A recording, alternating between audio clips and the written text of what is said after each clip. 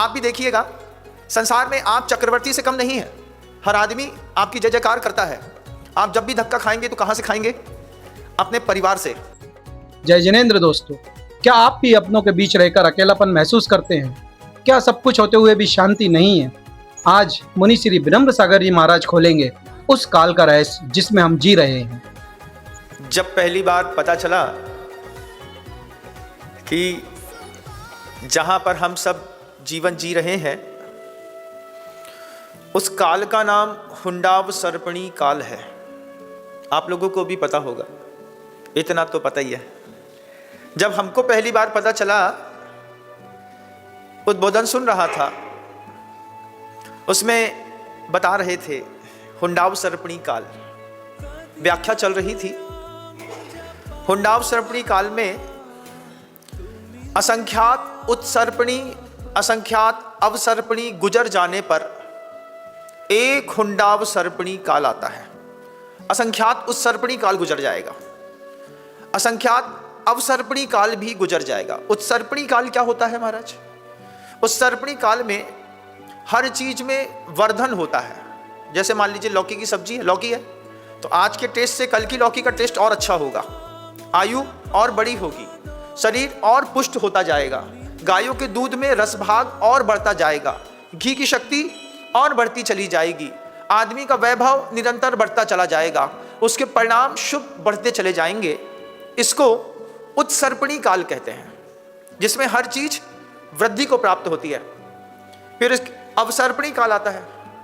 जितनी भी औषधियां होती हैं उन औषधियों की ताकत धीरे धीरे धीरे धीरे धीरे धीरे कम होती रहती है। सब्जियों की ताकत कम होती है, जल की शक्ति कम होती चली जाती है, मनुष्य की शक्ति कम होती चली जाती है, विचार शक्ति कम होती चली जाती है, आदमी का शरीर का जो शेप है वो धीरे धीरे बिगड़ना शुरू होता है। ये अवसर्पणी काल का खेल है। तो एक उत्सर्पणी काल में भी, अवसर्पणी काल में भी हम सभी लोगों ने जन्म ले लिया। एक बार पता चला जब पहली बार मुझे कि अभी जिस काल में हम जी रहे हैं उस काल का नाम हुंडाव सर्पणी काल है। हुंडा शब्द विशेषण लगाया और उसमें अवसर्पणी शब्द लगाया। दो शब्द हैं, मतलब एक तो पहला अवसर्पणी का मतलब हर चीज घट रही है। अब घटने में भी हुंडा शब्द लगा करके आचार्य कहते हैं हुंडा का मतलब होता है विचित्र। विचित्र प्रकार से घटन होती है, बढ़ना तो कुछ होता ही नहीं, घटता ही है। आप खुद देखिएगा, आपके जीवन में कल जैसे आप थे आज आप वैसे नहीं रहे, घट रहे हैं। जब इस काल के बारे में और डिटेल में देखा तब पहली बार समझ में आया कि असंख्यात उत्सर्पणी काल गुजर गया, असंख्यात अवसर्पणी काल गुजर गया, उसके बाद एक हुंडाव सर्पणी काल आता है। उस हुंडाव सर्पणी काल में हमारा और आपका जन्म हुआ है। हमने आपने ऐसा कौन सा शुभ काम किया था कि हम हुंडाव सर्पणी काल में जन्मे? फिर आचार्य कहते हैं ये काल की विशेषता है, चक्रवर्ती भी क्यों ना हो उसका भी अपमान होता है। वैसे तो चक्रवर्तियों के कभी अपमान नहीं होते, लेकिन हुंडाव सर्पणी काल में चक्रवर्ती को भी झुकना पड़ता है। आप भी देखिएगा, संसार में आप चक्रवर्ती से कम नहीं है। हर आदमी आपकी जय जयकार करता है। आप जब भी धक्का खाएंगे तो कहां से खाएंगे? अपने दुनिया आपको भामाशाह कहेगी और परिवार का आदमी कहेगा बड़े भैया चोर हैं। अपमान हुआ कि नहीं? हुंडाव सर्पणी काल की विशेषता, दूसरे नहीं नोचते, अपने नोचते हैं। पहली बार पढ़ा तो सुनकर के बड़ा आश्चर्य लगा। फिर दूसरा उसका विशेषण देखा मैंने। दूसरे विशेषण में कहते हैं तीव्र कसाय के साथ ही पैदा होता है। जब इस शब्द को मैं पढ़ रहा था कि कसाय तीव्र के साथ पैदा होता है, कसाय तीव्र होती है। अब कसाय कोई एक होती तो उसकी तीव्रता को देखा भी जा सकता था, लेकिन जैन धर्म कहता है कि 4 प्रकार की कसाय होती हैं। 4 प्रकार के कसाय में क्रोध, मान, माया और लोभ, इन 4 को जैनों के यहां कसाय कहा। और हुंडाव सर्पणी काल में तीव्र क्रोध, तीव्र मान, तीव्र मायाचारी, तीव्र लोभ, इन चारों की तीव्रता इस हुंडाव सर्पणी काल में रहती है। गुरुजी हम लोगों से कहते थे जब कभी भी एक कागज को दूसरे कागज से चिपकाना हो तो गोंद ऐसी यूज करो कि कभी चाहे तो उसको खोल भी सके। लेकिन अगर मान लीजिए आपने किसी एक कागज को दूसरे कागज से बबूल की गोंद से घोल करके चिपकाया हो, तो फिर क्या होगा? खोलते वक्त जब भी आप चाहेंगे कि खोलना है, उस वक्त कागज फट जाएगा लेकिन खुलेगा नहीं। बात तो बिल्कुल तय है। अब उसी में कहते हैं गुरुजी, मैं जब बचपन में कागज से कागज चिपकाता था तो पानी से चिपकाता था। पानी से कभी कागज चिपका के देखिएगा, एक कागज से दूसरा कागज पानी से भी चिपकता है और थोड़ा सा फूकने पर, थोड़ा सा हवा देने पर वो बीच से खुल जाता है, अपने से नहीं खुलेगा। पानी तो वहां से सूख करके चला जाएगा लेकिन उसमें चिपकन बनी रहेगी। लेकिन उस चिपकन का स्तर इतना हल्का होता है कि आप चाहें तो उसको खोल सकते हैं। लेकिन हुंडाव सर्पणी काल में हमको फेविक्विक की आदत है। किससे चिपकाना? ऐसी चीज से चिपकाना है जिससे चिपकने के बाद महाराज कभी खुले ही नहीं। इसको कहते हैं तीव्र कसाय। तीव्र कसाय में तीव्र लोभ का एक उदाहरण आगम ग्रंथों में रखा। जब तीव्र लोभ के उदाहरण में उन्होंने कहा कि एक व्यक्ति है और वह व्यक्ति बारिश के दिनों में रात में 12 बजे नदी से लकड़ियां निकाल रहा है। महाराज श्रेणिक देख रहे हैं, उसको देख करके अपनी चेलना से कहते हैं, हमारे राज्य में कोई व्यक्ति ऐसा भी है जिस व्यक्ति के पास अपने जीविकोपार्जन के लिए इतनी तकलीफ है कि रात के 12 बजे वो बाढ़ के पानी में से लकड़ी पकड़ करके निकाल रहा है। महाराज श्रेणिक ने देखा तो दरबान को जाकर के कहते हैं, जाओ उसको बुला के लाओ, उसको जो चाहिए है हम दे देते हैं। उस व्यक्ति से पूछा कि आप रात के 12 बजे उफनती हुई यमुना में आप लकड़ी निकाल करके क्या चाहते हैं? महाराज मेरे पास 2 बैल थे, एक बैल को पूरा करना है, एक बैल है उसकी जोड़ी बनानी है, इसलिए एक बैल के लिए पैसा इकट्ठा कर रहा हूं। उन्होंने कहा, एक बैल तो बहुत नॉर्मल चीज होती है, इसके लिए जान की बाजी क्या लगाना? बोला हाँ महाराज एक बैल चाहिए। तो महाराज श्रेणिक उससे कहते हैं, जाओ हमारी बैलों की एक शाला है, उसमें 10,000 से ऊपर बैल हैं, हष्ट पुष्ट, तुम 2 बैल ले लो। नहीं महाराज मुझे तो एक ही बैल चाहिए। एक ही बैल ले लो। तो वो फिर पूरी बैल की शाला में घूम करके वो व्यक्ति आया, आकर के महाराज श्रेणिक से कहता है, जैसा मेरा बैल है ऐसा बैल आपकी बैल की शाला में है नहीं। तो महाराज कहते हैं, तो अपना बैल छोड़ दो, यहां से 2 ताजे नए बैल ले लो। नहीं महाराज मुझे तो अपना ही बैल जैसा एक बैल और चाहिए। महाराज श्रेणिक को लगा कि इसके बैल में ऐसी क्या उत्सुकता है, खासियत है कि इतने बड़े सारे बैलों को छोड़ करके, आपने 7 फुट के नागौरी बैल देखे होंगे ना, राजस्थान में तो नागौरी बैल प्रसिद्ध है, तो उससे सुंदर से बैल को छोड़ करके वो कहता मुझे मेरे बैल के जैसा ही बैल चाहिए। महाराज श्रेणिक को उत्सुकता जगी तो कोतवाल से कहते हैं, जाओ इसका बैल देख करके आओ। कोतवाल उसका बैल देख करके आया। महाराज से कहता है, महाराज उसका बैल एक बार आप भी देख लीजिए। महाराज श्रेणिक कहते हैं, ऐसा क्या है, एक बार देख लीजिए महाराज, फिर आप तय करिएगा कि इसको कौन सा बैल दिया जाए। महाराज श्रेणिक कोतवाल के कहने पर उत्सुकता के वश में उस व्यक्ति के घर के अंदर जाते हैं। घर के अंदर जाकर के जब उसका घर देखते हैं तो 16 खंड का उसका मकान था और मकान के ऊपर 84 ध्वजाएं लहरा रही थी।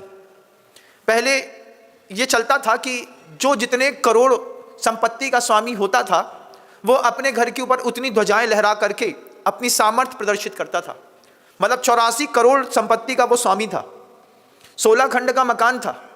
महाराज श्रेणिक दलबल के साथ घर के सामने उतरे तो महाराज का अभिवादन करते हुए कहता है, सौभाग्य है आप हमारे घर पधारे। महाराज श्रेणिक कहते हैं, आपका बैल देखना है। वो कहता है, अवश्य चलिए ना। 3 खंड के नीचे तलघर पर लेकर के गया, अंधेरा था। महाराज श्रेणिक कहते हैं, बैल तो बैल की शाला में होता है, तुमने उसको तलघर में रखा? हाँ महाराज मेरा बैल है। नीचे पहुंचे तो 2 हष्ट-पुष्ट बैल दिखाई दे रहे थे। उन हष्ट-पुष्ट बैलों के ऊपर कपड़ा पड़ा हुआ था। जब एक छोटा सा दीपक पहले उसने जलाया, दीपक जलाने के बाद उस दीपक को दूर रख करके जब उसने अपने बैल के ऊपर से कपड़ा हटाया तो रत्नों का बैल दिखाई दिया वहां पर। जितना बड़ा नागौरी बैल होता है, इतना बड़ा ठोस सोने में उसने हीरे, मोती, जवाहरात, माणिक, पन्ना, मूंगा, पुखराज, नीलम लगा करके 2 बैल तैयार कर लिए थे। दूसरे बैल की सींग पर एक मरकत मणि लगानी थी। उस मरकत मणि को लगाने के लिए उसका पैसा कम हो गया, इसलिए वो जान की बाजी लगा करके उफनती यमुना से लकड़ी खींच करके उसको बेच करके मरकत मणि खरीद करके अपने बैल की जोड़ी पूरी करना चाहता था। महाराज शैणिक कहते हैं, तुम्हारे बैल की जोड़ी कोई पूरी नहीं कर सकता। क्यों? क्योंकि लोभ का बैल बहुत बड़ा होता है। तीव्र कसाय, लोभ की तीव्र कसाय, कितनी तीव्र कसाय कि इतना कुछ है उसी को भोग नहीं पाएंगे, लेकिन उसके बाद भी लगातार संग्रह में लगा हुआ है इंसान। आने दो, आने दो, आने दो, पहले जितना है उसको तो तय करो कि इसको भोग पाओगे। अब इस तीव्र कसाय के उदय में आप दान पुण्य कैसे कर सकते हैं? फिर एक और विशेषण है हुंडाव सर्पणी काल का कि प्रायः करके जीव नरक पशु गति से आता है, ऐसे कर्म करता है कि वापस नरक और पशु गति में चला जाता है। यह भी हुंडाव सर्पणी काल का घोर आश्चर्य है। कहां से आया? नरक गति से और पशु गति से आया, और ऐसी कसाई करेगा कि उस कसाई के कारण वापस नरक और पशु गति में ही चला जाएगा। कितने भी सभ्यता के साथ यहां पर बैठ लीजिए, लेकिन आप इस यथार्थ से भाग नहीं सकते। ये बात आगम ग्रंथों से जब दिमाग में गई, जा रही थी, इस चीज को मैं समझ रहा था, तब मुझे लग रहा था कितनी विचित्र दुनिया में हम आप आकर के फंसे। चक्रवर्ती का अपमान होता हो, कोई जीव नरक और पशु गति से आया, कर्म भी ऐसा करता है कि नरक और पशु गति में ही जाना पड़ता है, और उस पर भी तीव्र कसाय। उस कसाय में से वह कसाय किसका सहारा लेकर के पैदा हुई, ये एक और सोचने का विषय। लोभ कसाय का सहारा लेकर के आपके अंदर कसाय का भाव पैदा हुआ, तो लोभी को इस पूरी दुनिया में तीव्र परिग्रही को सम्मान मिलता है, लेकिन आगम ग्रंथों की दृष्टि पे उससे बड़ा कोई पापी नहीं है। बहवारंभ परिग्रहत्तम नार कश्यायुषः तत्वार सूत्र का एक सूत्र है बंधुओं, जिसमें आचार्य उमा स्वामी महाराज कहते हैं, सर्वज्ञ ने अपनी आंखों से देखा है, बहुत आरंभ और बहुत परिग्रह रखने वाला नियम से मर करके नरक गति में जाता है, नियम से। फिर आचार्य कहते हैं क्यों जाता है? गति है, बहुत आरंभ करेगा, बहुत परिग्रह रखेगा, तो नियम से वो नरक गति में जाएगा। लेकिन बात तीव्र कसाय के उदय में उसको ये चीज समझ में नहीं आती। मंद कसाय का परिणाम मिलना मुश्किल है।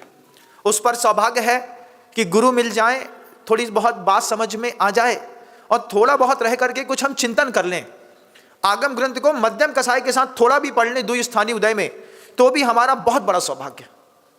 समझ में नहीं आता, लेकिन फिर भी पुरुषार्थ करते हैं। पहला पुरुषार्थ किया, सबसे पहले काल को समझने की कोशिश करी, फिर लोभ कसाय का गुरुजी ने एक उदाहरण दिखाया। ऐसी लोभ कसाय के उदाहरण में हम आप भी होंगे, फंसे होंगे। 1000 CR के पर्सन्स होने के बावजूद आप लगे होंगे कि 1000 CR और होना चाहिए। सुबह से लेकर शाम तक दौड़ रहे हैं, सुबह से लेकर शाम तक मेहनत कर रहे हैं दूसरे बैल की सींग पर एक मरकत मणि लगाने के लिए, और वह मरकत मणि लगाते लगाते लगाते वहीं पे मर जाएंगे, तुम्हारा बैल किसी और का हो जाएगा। आचार्य जी ने हमेशा हम लोगों से कहा, संपत्ति, सत्ता और सौंदर्य कभी भी स्थायी नहीं रहते। संपत्ति कभी स्थायी नहीं रहती, सत्ता कभी स्थायी नहीं रहती, सौंदर्य कभी स्थायी नहीं रहता। कभी आपने इस बात को समझा भी नहीं होगा, मैंने ही इस बात को बहुत देर में समझा कि आदमी सिर्फ अपने भावों का कर्ता और भोक्ता हो सकता है, वो अपने शरीर का भी कर्ता और भोक्ता नहीं हो सकता। आप अपने भावों के कर्ता और भोक्ता हो सकते हैं, शरीर के नहीं हो सकते। शरीर के क्यों नहीं हो सकते महाराज? हमारा शरीर है, आपका ही शरीर है। अगर आप अपने शरीर के कर्ता होते तो अपना ब्लड प्रेशर बिना गोली खाए कंट्रोल कर लेते, आपका ही शरीर है। लेकिन आपके शरीर में आपका अधिकार नहीं है, आपके नियंत्रण से बाहर चल रही है शरीर की गति। पहली बार जब यहां पर एक बाल सफेद देखा होगा तो आपने क्या सोचा होगा? इसको उखाड़ूं कि छोड़ दूं, इसको कलर कर दूं कि इसको इसी बाल में छिपा दूं। लेकिन फिर बाद में आपने सोचा होगा कि मेरा ही शरीर है, मेरा ही कहना नहीं मान रहा। आप सोचते हैं आपका बाल सफेद ना हो, लेकिन आप एक भी बाल को सफेद होने से रोक नहीं सकते, क्योंकि आप अपने शरीर के कर्ता नहीं हैं, आप सिर्फ अपने भावों के कर्ता हैं। अब उस सफेद बाल को देख करके जो आपके मन के अंदर मान कसाई की तीव्रता पैदा होती है, उस वक्त आप उस सफेद बाल को रंगने के लिए जो भी प्रयोग करते हैं, तो ये आपकी मान कसाई का उदय आया। आप इस बात को समझ नहीं पाए कि आप अपने शरीर के कर्ता नहीं है, आप सिर्फ अपने भावों के कर्ता और भोक्ता हैं। अब अपने अंतर मन से पूछो, कौन से भाव मेरे मन के अंदर उत्पन्न हो रहे हैं, कौन से भाव मुझे मेरे मन के अंदर पैदा करना चाहिए। ये आपके हाथ में रहने वाला नहीं बंधुओं। किसने चाहा मेरा दांत टूट जाए लेकिन टूट गया, किसने चाहा आंख में चश्मा लग जाए लेकिन लग गया, किसने चाहा सिर में चांदना आए लेकिन आ गई। सेठमल से चांदमल हो गए, सूरजमल से। बोले वो चंदू काका के यहाँ जाना भैया। चंदू क्यों बोलते? बोले सिर का सब गायब है, सिर्फ टेंट खड़ी है साइड की, उसी में भी कई लोग होते हैं यहाँ की टेंट के बाल इतने लंबे कर लेते हैं। अभी हमने देखा एक महाशय को एक हाथ का बाल एक तरफ का, हमने कहा फिर क्या किया? बोले कुछ नहीं, इसको पलटा करके ऐसा डाला और ऐसा लगा कि हमारे पूरे बाल हैं। हमने कहा भारी नौटंकी है। बोले महाराज मेंटेन करना पड़ता है, संसार में रहते हैं हम। हमने कहा गजब है आदमी भाई। अब टेंट में बाल इतने लंबे किए एक हाथ के, इसको पलटा के सिर के ऊपर डाला। अब महाराज उम्र क्या? 72 ईयर्स ओल्ड। हमने कहा प्रणाम है आपकी साधना को, लेकिन बुरा नहीं माना मैंने, इसलिए क्योंकि मुझे पता है हुंडाव सर्पी काल में तीव्र कसाय के साथ जन्म है। तो मान कसाय उदय में आई, कहीं लोभ कसाय उदय में आई, कहीं क्रोध कसाय उदय में आई। क्रोध कसाय के उदय पे आने पर महाराज शेणिक ने मुनिराज के गले पर सांप डाल दिया था। क्रोध कसाय के उदय पे आने पर कीर्तिधर मुनिराज और सुकुमार स्वामी की मां ने अपने ही पुत्र का पैर खा लिया था। क्रोध कसाय के उदय पे आने पर हमने अपने ही भाई के ऊपर कोर्ट केस कर दिया, अपने ही पिता के साथ संबंध विच्छेद कर दिया। 70 साल की महिला और 72-74 साल के पिता अपना भोजन खुद बना के खाते हैं और लड़का बहू अलग रहते हैं। तुम अपनी क्रोध कसाई में किसी पड़ोसी के साथ कुछ गलत करते तो बात चल जाती। अफसोस इस बात का है अपने फैमिली मेंबर्स के साथ गलत कर दिया।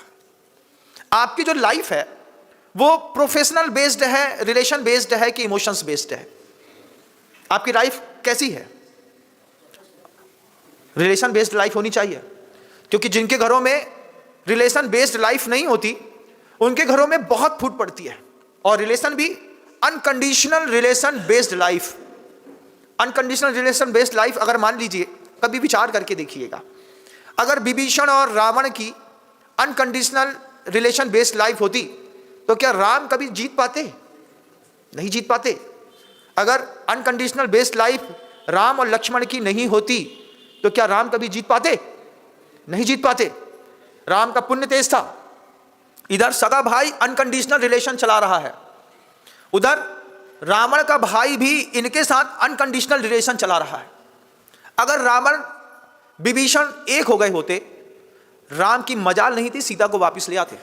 कोई साधन ही नहीं जुड़ रहा था, विभीषण ने ही बताया सीता माता वहां पर है और ये होगा। हमारे घर के अंदर प्रोफेशन बेस्ड लाइफ है। आचार्य श्री जी कहते हैं कुछ चीजों पर दिमाग में गौर करके डाल दो। पहली बात, हम उंडाव सर्पणी काल पे आए। दूसरी बार, हम अपने शरीर के कर्ता नहीं है, अपने सिर्फ भावों के कर्ता है। भावों के कर्ता हैं, भावों के ही भोगता है। जैसे भाव आप कर रहे हैं आप वैसा ही भोग रहे हैं। और यह बात बिल्कुल तय है, नरक तिर्यंच गति से आए हैं और मर करके कुछ ऐसा कर्म बांधेंगे कि वहीं पर जाकर के जन्म ले। तो आचार्य श्री जी एक चिंतन हमेशा देते थे कि संसार में हर जीव स्वार्थी है। शरीर का, संसार का और भोग का, तीन चीज का चिंतन बड़ी गहराई से कर लीजिए। हाँ महाराज कर लेंगे, आप करा दीजिए, मैं आपको कराता हूं। आप देखिए, शरीर का, संसार का और भोग का, तीन का चिंतन आप अपने दिमाग में रखिएगा। पहली बात का जवाब दीजिए, नाली में जो इतनी गंदगी बहती है वो कहां से निकलती है? पूरी दुनिया में कोई भी नाली हो, अमोनियम नाइट्रेट की जो भयंकर बैड स्मेल आती है, उस नाली में इतना नाला बहता है, इतना गैतल बहता है, कचरा बहता है। वो नाली में गंदगी आई कहां से? एक बार सोच के बताइएगा। उत्तर में सिर्फ शरीर मिलेगा। हर घर के शरीर की गंदगी निकली। बहता हुआ पानी दुनिया की हर चीज साफ कर देता है। नाली का पानी भी क्यों ना हो, अगर वो बह रहा होता है तो बहते बहते उसमें ऑटोमेटिकली प्यूरिफिकेशंस होते हैं, वो साफ होता चला जाता है। रेत के कणों से छिपता है, उसमें कुछ उनके मॉलिक्यूल्स वहां पे रुक जाते हैं, कुछ हो जाता है, आगे चलते चलते भी कुछ साफ हो जाता है, साफ पानी के जैसा। लेकिन नाली में इतनी गंदगी कहां से आई? उत्तर मिलेगा आपके शरीर से। तो फिर आचार्य बोलते हैं, एक बार सोचो उस नाली में क्या क्या बहता है। एक बार सोचो, स्त्री के शरीर से निकलने वाले पूरे विकार, पुरुष के शरीर से निकलने वाले पूरे के पूरे विकार, जब एक साथ एक ही नाली में मनुष्य के शरीर के विकार प्रवाहित होते हैं, इतनी भयंकर बैड स्मेल आती है। 2 दिन साफ ना हो तो आप फोन करके खुद बुला करके 1500 लेकर, भैया इसको ठीक करो, करते हैं कि नहीं? अब दूसरी चीज पर विचार करो, उतनी गंदी नाली के अंदर से जब पाइपलाइन का पानी आप पी जाते हैं तो आपकी आत्मा कैसे पीने के लिए तैयार होती होगी। एक बार हुआ, घर में था तो सुबह सुबह चूंकि मंदिर जाना होता था सुबह से जल्दी से, तो नल आए तो नल में कचरा आ रहा था। अब कचरा आ रहा था तो मैंने कहा यार कचरा आ रहा है, आज पानी चाहिए भी, कचरा भी आ रहा है। अब उसी कचरे वाले पानी से नहाए और चले गए। बाद में पता चला कि नाली के अंदर की पाइपलाइन फट गई। फटने पर नाली पानी के अंदर घुस गई। अब घुसने पर पानी के फोर्स के साथ जितना भी नाली का कचरा था वही तैर करके उबर करके हमारे बकेट में आ गया। उसी नाली से नहाया और भगवान के मंदिर में जाकर के पूजा करके चले आए। जब पता चलता है तब घिन होती है, जब पता नहीं चलता तब कोई घिन नहीं होती। जब गुरुजी ने कहा सिर्फ शरीर की गंदगी बहती है नाली में और कोई गंदगी नहीं बहती, दुनिया में शरीर के अलावा जो भी नेचर से नाली में जाता है वो ऑटोमेटिकली थोड़ी देर में वॉश होकर के शांत होकर के नीचे बैठ जाता है। बाकी पूरी गंदगी इंसानों की होती है। कितनी बैड स्मेल है नाले में, देखिएगा आप, बगल से निकलता हूं तो। ये शरीर का चिंतन आपको करना है, संसार का चिंतन करना है। गुरुजी कहते एक बार पहले नरक के दुख का चिंतन करो। नरक के दुख का चिंतन करके एक बार आगम की उस बात को मानो कि नरक के पूरे नरक में जितना दुख होता है ना, उसका अनंतवां दुख अगर बुद्धि पूर्वक सह लोगे तो मोक्ष मिल जाएगा। क्या बोला मैंने? नरक में जितना दुख मिलता है इसका अनंतवां दुख, अनंतवां, लेकिन बुद्धि पूर्वक सह लो। नहीं मुझे करना है, मैं सहूंगा, मैं करूंगा, तो उतने से बुद्धि पूर्वक अनंतवां दुख सहने पर आदमी को मोक्ष मिल जाएगा। इतनी ताकत है परिसय और उपसर्ग को सहने की। लेकिन आप अपने दिमाग में कुछ भी चीज बनाते होंगे और उसको फॉलो अप करते करते फुस कहते हैं कि एक दिन अगर तुमने संयम से निकाला ना मनुष्य पर्याय में बुद्धि पूर्वक, तो एक दिन के संयम के पुण्य से लाखों वर्षों का सुख मिलेगा स्वर्गों में। सिर्फ एक दिन का संयम अपना के देखो। एक दिन शुद्ध ब्रह्मचर्य के साथ रहूंगा, मन का, वचन का, काया का ब्रह्मचर्य लेकर के चलूंगा। एक दिन, बस एक दिन के ब्रह्मचर्य से, मन वचन काया के ब्रह्मचर्य से लाखों वर्षों का सुख स्वर्ग में। महाराज ये तो बहुत लंबा गजब का सौदा बता रहे हैं। हाँ, क्योंकि वहां पर आयु जो होती है वो 2-4 दिन की नहीं होती। 1, 3, 7, 10, 17, 22, 33 सागर तक की आयु जहां पर जीनी है, वहां पर उतनी आयु जीने के लिए एक सागर क्या होता है, उसी में लाखों वर्ष निकल जाते हैं। एक दिन का संयम ग्रहण किया तो लाखों वर्ष का सुख मिलेगा स्वर्ग में, लेकिन हमसे एक दिन का संयम सहन नहीं होता। ऐसी विचित्र स्थिति है हमारी। क्यों? क्योंकि तीव्र कसाय का उदय, उंडाव सर्पणी काल, और उस कसाय के कारण नरक से आया, नरक में जाने के लिए तैयार। लेकिन धर्मात्मा की बात समझ में नहीं आती। ये संसार है बंधुओं, ये संसार है। संसार का, शरीर का और भोग का अपने जीवन में बैठे बैठे चिंतन करो। कितने भी बड़ी कॉर्पोरेट सेक्टर में बैठे हो, लेकिन चिंतन करो।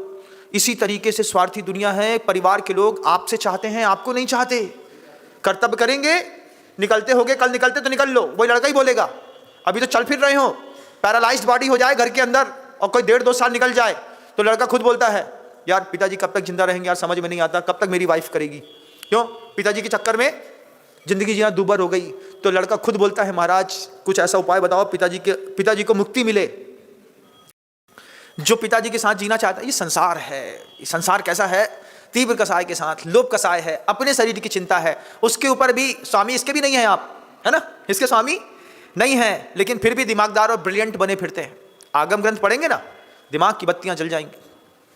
अब संसार का, शरीर का, नाली में जो भी बह रहा है आपके शरीर से निकला, संसार में जो भी हो रहा है उसकी प्रक्रिया आपने देखी। भोग का भी देख लीजिए। भोगे रोग भयम, 2 कटोरी वाली चाट की फुल्की ज्यादा खा लो, पेट में फंस गई। रसगुल्ला पेट में जाए तो बड़ा मजा आता है, ना निकले तो उतनी बड़ी सजा हो जाती है। अब खाए महाराज जी गुलाब जामुन तो खा लिए, निकल नहीं रहे। निकलवाने में 2.25 लाख रुपए लगे, ऑपरेशन लगा, थोड़ी सी आंतें भी काटनी पड़ी, सब करना पड़ा। प्रकृति साथ दे रही ना तो पच जाता है और निकल भी जाता है, लेकिन जिनकी प्रकृतियां साथ नहीं देती उनसे पूछो कैसा जीवन होता है। कोई भी भोग है इंसान की हमेशा से खामी रही है, जब तक नहीं मिला तब तक सब चाहिए, जिस दिन घर में आ गया उसी दिन से उसकी कीमत 2 कौड़ी की नहीं है।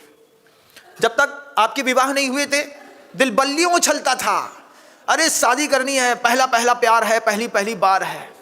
जैसे ही बल्लियों उछलने वाली घर के अंदर आई 2 दिन के बाद क्या हुआ, सुनो दिमाग रखाओ और भी काम है। फिर क्या होता, फिर दूसरा गाना शुरू हुआ, छोड़ दे सारी दुनिया किसी के लिए, ये मुनासिब नहीं आदमी के लिए। दुनिया के गाने बदलते आपके साथ, आप जिस चीज को पा लेंगे ना, पाने के बाद उसी दिन से उस चीज की कीमत खत्म कर दी आपने। स्त्री मिली कितनी भी अच्छी मिली, दूसरे दिन कीमत खत्म। जैसे ही कुछ न्यूसेंस क्रिएट हुआ तो मन में चढ़ी, जब मन से उतरती है तो दोबारा नहीं चढ़ पाती। इस बात का कितना दर्द है।